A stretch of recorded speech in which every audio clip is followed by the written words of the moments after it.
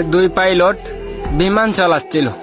ঠিক সেই সময় এক পাইলট আরেক পাইলটরে জিজ্ঞাসা করলো, এই মুহূর্তে যদি আমাদের প্লেনে আগুন লেগে যায় তুমি সর্বপ্রথম কি কাজটাই করবে?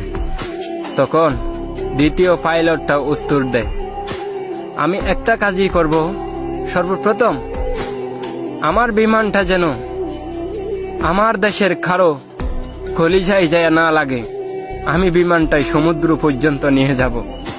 3 মিনিট পর চালাতে চালাতে ঠিক সমুদ্রের পথে নিয়ে যায় কর্ণফুলী নদীতে।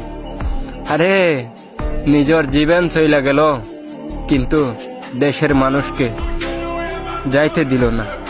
এইরকম একটা পাইলটেরই দরকার আমাদের দেশে। ঠিক তেমন মানুষ বলে না, এখনো পর্যন্ত মানবতা শেষ হয়নি।